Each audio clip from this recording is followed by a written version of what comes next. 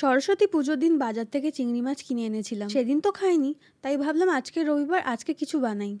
মাকে রান্নাঘর থেকে ছুটি দিয়ে আজ রান্না করছি আমি। মারা তো সবসময় রান্না করে সাজিয়ে গুছিয়ে খেতে দেয়। এক এক সময় তো ওনাদেরও ইচ্ছে হয় বলো, একটু ওনাদেরও কেউ সাজিয়ে গুছিয়ে খেতে দিক, কিন্তু মুখ ফুটে কোনোদিনও বলে না। নিজের হাজার কষ্টের পরও মারা তাদের ফ্যামিলিকে কষ্ট দিতে চায় না। হ্যাঁ, এটা ঠিক, আমি হয়তো মায়ের মতো অত সুস্বাদু রান্না করতে পারবো না, কিন্তু চেষ্টা করতে আপত্তি কোথায়? রান্না খারাপ হলেও মারা কখনোই তাদের সন্তানদের এটা বলবে না যে খারাপ হয়েছে। খারাপ হলেও বিনা আপত্তি করে তৃপ্তির সাথে খেয়ে নেবে। ছুটির দিনে রান্না করব বলে তো দিয়েছিলাম, কিন্তু রান্না করতে জানা সময় লাগে তার চেয়ে বেশি সময় লাগে রান্নার সরঞ্জাম করতে। এই ধরো সবজি কাটতে আর ইনগ্রিডিয়েন্টস গুলো সেট করে রাখতেই বেশি সময় চলে যাচ্ছিল। যাই হোক, কোনো ক্রমে সবজি কাটার আগে ভাতটা বসিয়ে দিয়েছিলাম। ভাত যতক্ষণ হচ্ছিল সব সবজি কাটা কমপ্লিট। কাঁকড়া কষা যেমন হয় কিছুটা তেমন করেই আজকে চিংড়ি কষাটা বানাবো। মাকে যতই ছুটি দিই না কেন, উনি ছুটি নিতেই চায় না। বারবার রান্নাঘরে চলে আসছে আমায় হেল্প করতে। মার মত যে আমি নাকি এখনো বড়ই হইনি, যদি হাত পুড়ে যায় এই ভয়তে উনি আমার পাশেই দাঁড়িয়ে রইলেন। অনেকবার বলার পরও যখন উনি শুনল না,